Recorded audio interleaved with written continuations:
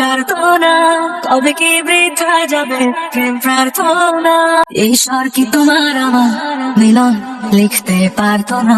আলম হাসান এবার থেকে শক্ত হবে, নিজের ব্যক্তিত্ব সে ধরে রাখবে, আর কারো কাছে কখনোই হাসির পাত্র হবে না। এবার সে তার নিজের পোস্ট আর ভিডিওর মাধ্যমে জানান দিয়ে দিল, কখনোই আর মানুষের কাছে নিজেকে হাসির পাত্র করে তুলবে না। এখন থেকে সে তার নিজের ব্যক্তিত্ব ধরে রাখার চেষ্টা করবে, নিজেকে পরিবর্তন করবে, মানুষ চিনতে শিখবে, কারণ সে বারবারই ঠকে গেছে। সে যাদেরকে আঁকড়ে ধরেছে, ভালোবাসতে চেয়েছে, তারাই তাকে বারবার ঠকে গেছে, তারাই বা তাকে বারবার নানাভাবে অপমান করেছে, সকলের সামনে ছোট করেছে, কিন্তু আর নয়।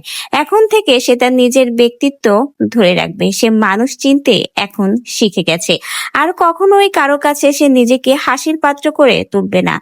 আলম হাসান রিসেন্টলি কিন্তু বেশ ভেঙে পড়েছে মুক্তা চলে যাওয়ার পর।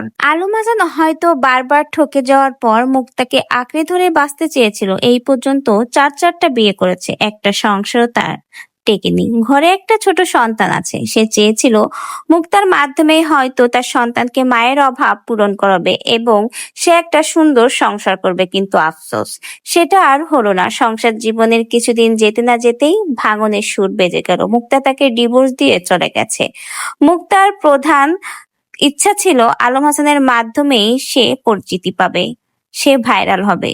ঠিক তা সে ইচ্ছা সে পূরণ করেই চলে গেছে, আলম হাসানকে ঠকিয়ে গেছে। তাই তো আলম হাসান শেষমেশ তার ভিডিওর পোস্টের মাধ্যমে জানিয়ে দিল সে আর মানুষ চিনতে ভুল করবে না, এখন থেকে সে মানুষ চিনে গেছে, এখন থেকে সে তার ব্যক্তিত্ব ধরে রাখবে, কখনোই আর কারো কাছে নিজেকে ছোট করবে না। মুক্তা যাওয়ার পরে সে এখন বর্তমানে অনেক বেশি শক্ত হয়ে গেছে, এখন থেকে আর সে কখনো ঠকবে না, আর কেউ যেন তাকে আর ঠকাতে না পারে সেই ব্যবস্থাও সে করে ফেলেছে।